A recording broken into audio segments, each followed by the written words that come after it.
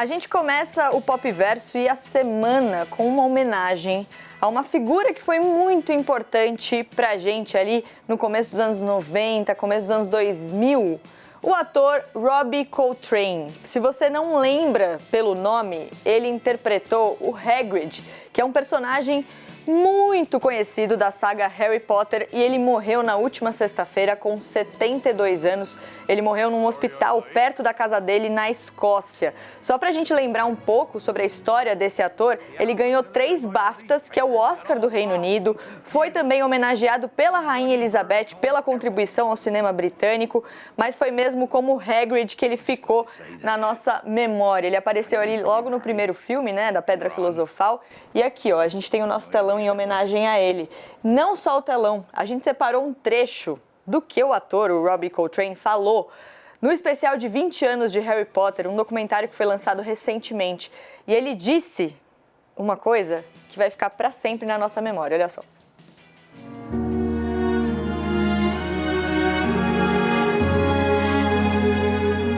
The legacy of the movies is that my children's generation will show them to their children. So you could be watching it in 50 years' time. Easy. I'll not be here, sadly, but... Don't you think on it for 1 minute. But Hagrid will. Yes. Com certeza o Hagrid vai estar com a gente por muito tempo, foi muito importante para minha infância, para minha adolescência, e a gente sente muito a perda desse ator. Mas, olha só, o Pop Verso de hoje vai discutir outros assuntos também. Sabia que tem um troço chamado ansiedade eleitoral? É bem o que o nome sugere mesmo, ansiedade nesse período de eleição. A gente sabe que está chegando o segundo turno no dia 30 de outubro e a gente vai discutir isso. Também uma nova tendência, as camisas de futebol, agora não só no ambiente do futebol. E mais, saiu o novo Guinness Book, o livro dos recordes, e tem uns recordes meio esquisitos que a gente vai mostrar pra vocês também, e também o Museu do Mario. O Mario, sabe o personagem que a gente cresceu jogando? Então, olha só, vou mostrar pra vocês um pouquinho aqui. Agora a IGN lançou esse site aqui, ó, que é um museu interativo do Mario. Você vai brincando e descobrindo um pouco sobre a história desse personagem tão legal na nossa vida. E tem muito mais, claro. Vamos começar o Pop Verso.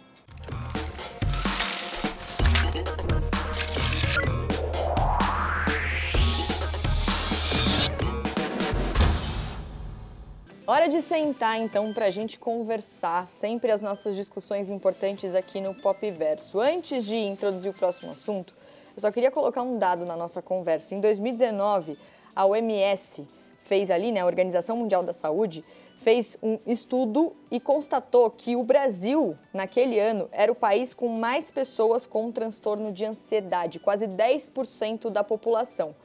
Ansiedade. Agora tem um negócio chamado ansiedade eleitoral. O que é isso? Quem vai me ajudar a responder isso é o Christian Dunker, que é psicanalista, professor titular do Instituto de Psicologia da Universidade de São Paulo. Christian Dunker, que prazer ter você aqui. Eu adoro conversar com você, adoro as nossas entrevistas. E aí, Christian, eu já te jogo a pergunta. O que raios é essa tal de ansiedade eleitoral? É bem o que o nome sugere mesmo? É recente isso? É no fundo uma adaptação, né, Mari, daquilo que a gente chamaria de uma ansiedade circunstancial. Tem que ver com um contexto mais ou menos específico, né, cujo nome é uma descrição. A gente poderia falar assim, em correlato, né, é aquela ansiedade da final do campeonato, é aquela ansiedade do último capítulo da novela. Mas não necessariamente tem a ver com a ansiedade ou transtorno de fato. Então, é um caso específico ali, isolado, ou, sei lá, quem tem ansiedade pode ter mais tendência a ter essa ansiedade circunstancial também? Tem alguma relação uma coisa com a outra? Tem uma relação. Aqueles que já sofrem de transtorno de base, né, de natureza ansiosa, eles vão estar mais propensos a enganchar, a somar, a atualizar esse transtorno no mar, na tempestade que formou em torno das eleições no Brasil. Ou seja, a gente vai traduzindo esse contexto naquilo que é o nosso ponto de fragilidade, a nossa vulnerabilidade de base. Christian, tem um dado aqui que a gente separou para a nossa conversa, uma pesquisa que foi divulgada agora em setembro, mostrou o seguinte: 67,5% dos brasileiros têm medo de expor a posição política, pensando nesse cenário atual de polarização. Esse medo de expor a posição política também pode ser um ingrediente no meio dessa ansiedade? Olha, ele é um ingrediente de diversas faces, né? Uma delas pode ser a sua interveniência no resultado final, ou pelo menos o resultado dado aí pelas pesquisas. Muita gente votando para fugir do desprazer, para fugir do receio de uma nova situação muito polarizada e das suas consequências a médio e longo prazo. Acho que, diferentemente de um final de campeonato ou de um final de novela, dessa vez a gente está tentando preservar o patrimônio, os nossos recursos em saúde mental para o que virá. Tem outro dado aqui, quase metade dos brasileiros, 46%, dizem ter deixado de falar com um parente ou amigo sobre política para evitar discussão. Geralmente, quando a gente está nesse momento de ansiedade, conversar com alguém pode ser bom, mas nesse caso, talvez não seja ideal. E aí, Christian, eu queria encerrar te perguntando, estou assistindo ao Pop Verso e posso estar dentro desse quadro de ansiedade eleitoral, lembrando que a gente tem o segundo turno das eleições no dia 30 de outubro, ou seja, menos de 2 semanas. O que eu faço, então, para passar por essas 2 semanas de um jeito, mais tranquilo, se é que é possível? É possível, mas talvez não seja exatamente desejável, porque vamos considerar que a ansiedade ela não é só uma doença, ela é uma espécie de reação esperada para determinadas situações muito agudas. Vou fazer uma prova. Se você não ficar ansioso, você provavelmente não vai dar o máximo de você naquela situação. Se você ficar muito ansioso, você provavelmente vai fritar e não vai conseguir desempenhar aquilo que você gostaria. Então, qual que é o ponto de partida? Vamos se observar, vamos se escutar. Vamos dizer, olha, você consegue parar de falar sobre política? Você consegue se interromper, né, numa conversa, quando você vê que a conversa está arrumando para um ponto de gravidade, de agressividade, de distrato do outro? Consegue assim, parar antes do pior? Então, vai em frente, porque a política é feita de palavras. As palavras circulando dentro das famílias, dentro das nossas amizades, são muito importantes. O que acontece são essas situações em que, de repente, o candidato X ou o candidato Y, ele nos faz, vamos dizer assim, sermos possuídos por uma convicção, por um desejo, vamos dizer assim, hiperintenso, e acaba prejudicando todo mundo, acaba saindo todo mundo machucado. Christian, obrigada mesmo por essa conversa aqui. Lembrando que é isso, né? A gente está a menos de 2 semanas do segundo turno das eleições. A gente aqui na CNN continua de olho na cobertura.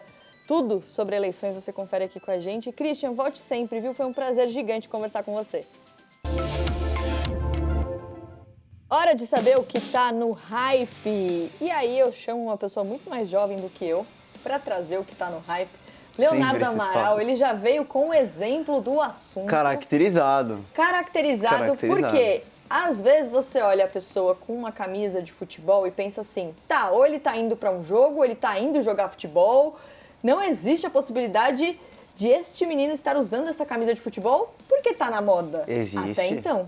Existe Agora muito. existe. Opa, se não existe. Camiseta cara tem que valorizar, entendeu? Tem que levar para um jantar e tá camiseta de time, tá liberado, entendeu? Não sei se eu acho bonito assim para jantar, tá mas liberado. Eu sei que as marcas de luxo agora estão de olho também nessa tendência de camisa de futebol. Pois é, porque tá no hype, né? Estamos aqui por causa disso. A hashtag Blokecore, que caracteriza uma tendência estética no TikTok, onde os rapazes ingleses começaram a usar camisetas de futebol para se vestir de uma maneira um pouco mais aí arrumada, uma estética às vezes até meio retrô.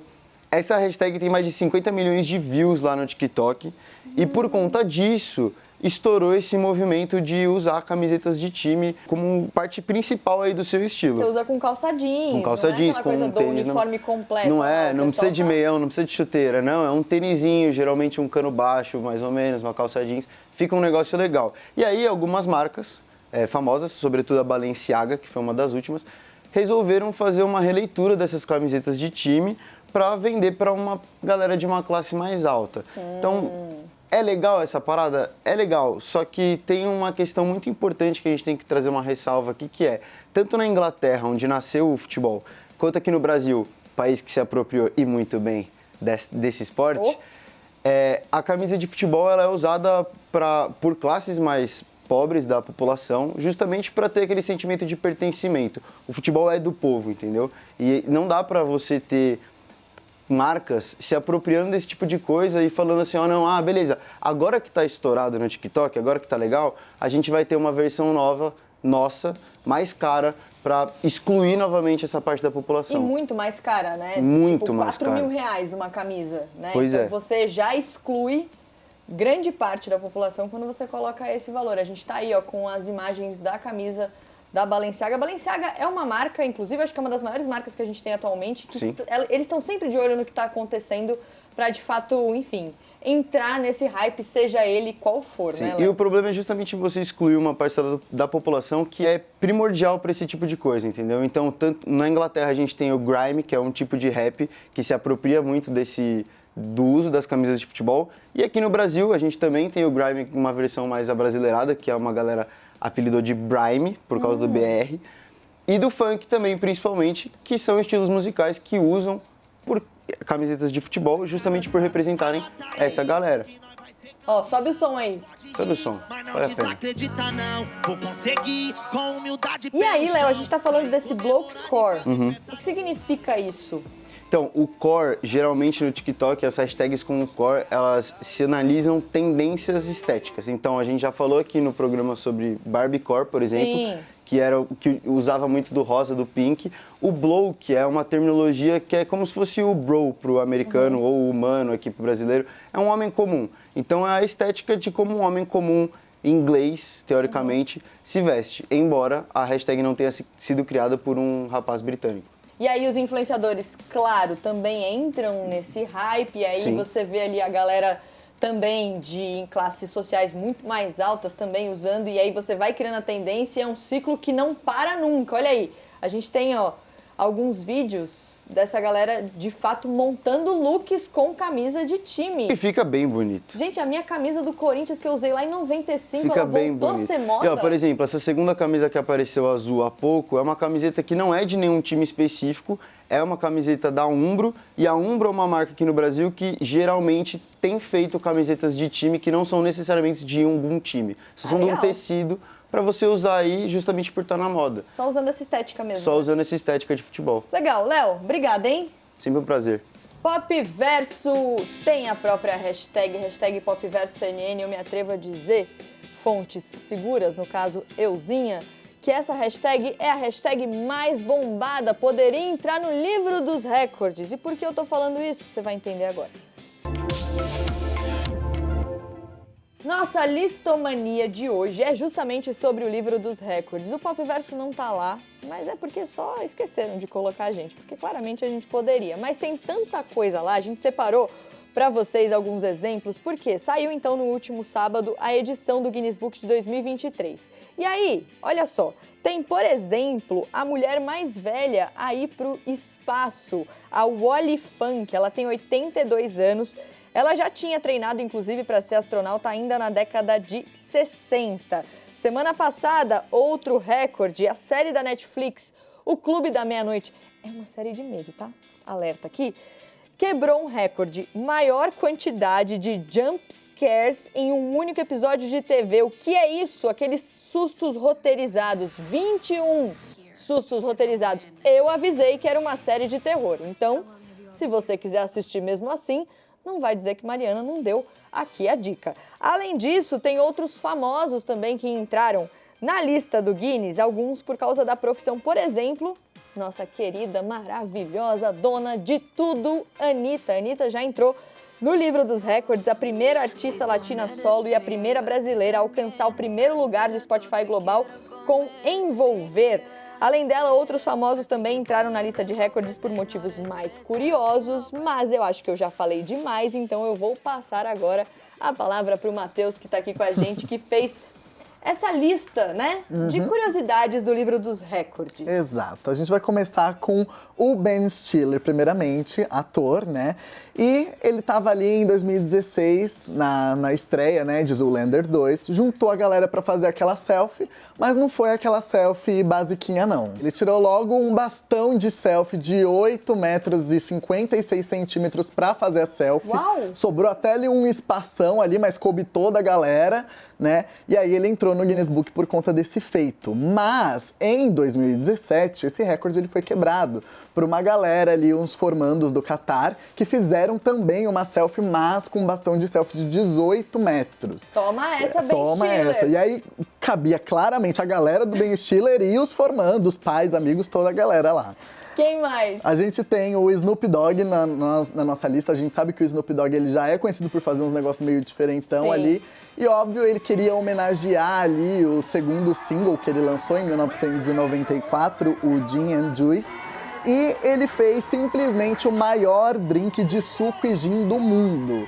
Então ali o suco tinha 550 litros.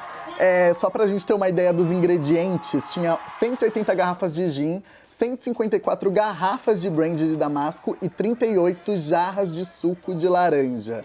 E pra finalizar, um canudão e um guarda-sol rosa ali pra fazer um estilo. Não me pareceu muito apetitoso. Sabe aquele drink que já circulou a festa inteira Exato. e chega pra você? Eu sei, Não, fora que vai com ser esse o caso. tamanho daria pro ano inteiro, Nossa, né? Vamos com combinar. Depende de quem você tá falando, né? Quem mais, Matheus? A gente tem o Eminem, a gente sabe que o Eminem é aquele cantor que só da gente ouvir a gente já fica sem fôlego. Nossa e foi exatamente por conta disso que ele entrou ali pro Guinness Book, porque em 2015 ele lançou Rap God, que entrou aí pro Guinness Book, e com a maior quantidade de palavras num single, especificamente 1.560 em mais de 6 minutos Uau! de música.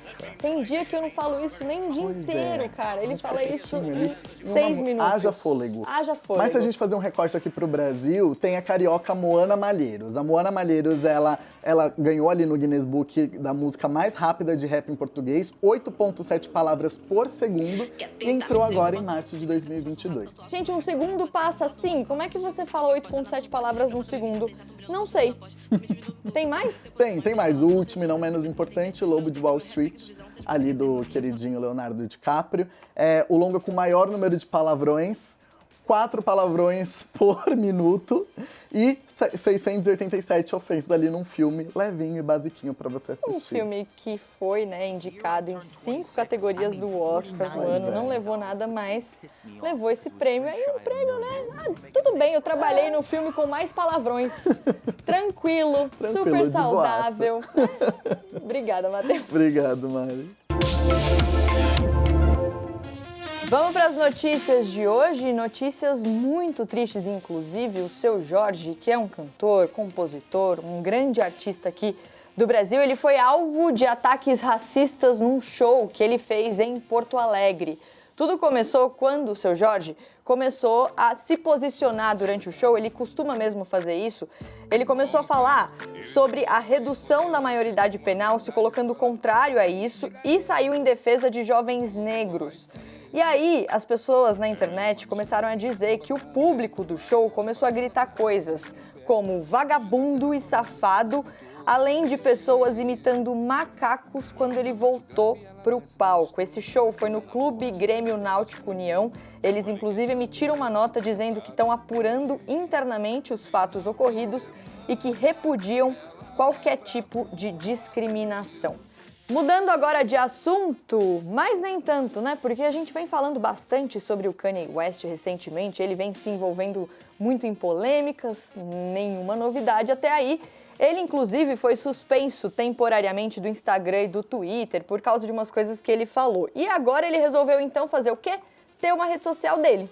A empresa Parliament Technologies afirmou que ele quer comprar o Parler, que é uma rede social muito parecida com o Twitter, e é uma rede social conhecida por ser popular entre os conservadores nos Estados Unidos. A expectativa é de que esse negócio seja concluído ainda esse ano, mas não revelaram o valor. 2 anos atrás, essa rede social foi removida das lojas de aplicativo por violar algumas normas, por exemplo, incitar violência, sobretudo depois do caso de invasão do Capitólio norte-americano.